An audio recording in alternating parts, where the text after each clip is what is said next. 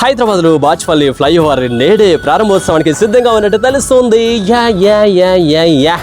CM Revanth Reddy గారి చేతుల మీదుగా సాయంత్రం ప్రారంభోత్సవానికి సిద్ధంగా ఉందన్నమాట. స్వాణ మిత్రులారా, మీకు ఒక చిన్న అలర్ట్ ఏంటంటే నేషనల్ హైవే 65 ఆ ఏరియాలలో ఫుల్ రద్దీగా ఉంటుంది. కాబట్టి కొంచెం వేరే సందులు గొంతులు వేరే రూట్లు ఏమైనా ఉంటే ఇంటికి వెళ్ళడానికి మంచి గమ్యాలను సెలెక్ట్ చేసుకుంటే బెటర్ అనమాట ఈ ఒక్కరోజు.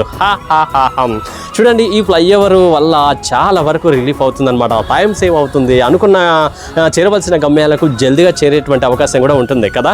అయితే హైదరాబాద్లో ఉన్నటువంటి ట్రాఫిక్ రద్దీ ప్లేస్లలో బాచ్పల్లి ఏరియా కూడా ఒక ల్యాండ్ మార్క్గా చెప్పుకోవచ్చు కదా. అంటే గండిపేట, బోరంపేట, మియాపూర్, నిజాంపేట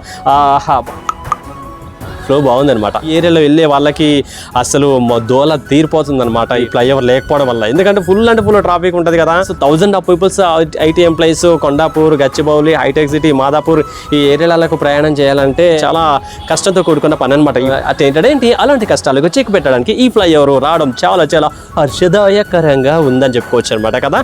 1.3 కిలోమీటర్ డిస్టెన్స్ లో ఉన్నటువంటి ఈ ఫ్లైఓవర్ 6 లైన్ తో నిర్మించబడినటువంటి ఈ ఫ్లైఓవర్ కి 141 కోట్ల బడ్జెట్ కేటాయించడం జరిగింది. యాక్చువల్గా అయితే 2022 సంవత్సరంలో శంకుస్థాపన చేసినటువంటి అప్పటి మంత్రి కేటీఆర్ గారు 2024కి పూర్తి కావాలి, బట్ కొన్ని అనివార్య కారణాల వల్ల లేట్ అయిందని చెప్పేసి అంటున్నారనమాట. మొత్తం మాత్రం ఈరోజు ప్రారంభోత్సవానికి సిద్ధంగా ఉంది. ఇక ప్రయాణికులకు చాలా వరకు ఊపిరి పీల్చుకున్నట్టు ఉంటుంది.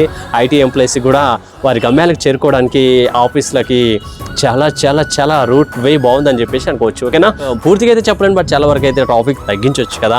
సో మీ కమెంట్ ఏంటనేది కమెంట్ బాక్స్లో కమెంట్ చేస్తారని మనస్ఫూర్తిగా ఆశిస్తున్నాను. మరొక అప్డేట్స్ మీ ముందుకు రాబోతున్నా. అందరూ ఒకసారి నమస్తే, టాటా, బాయ్ బాయ్.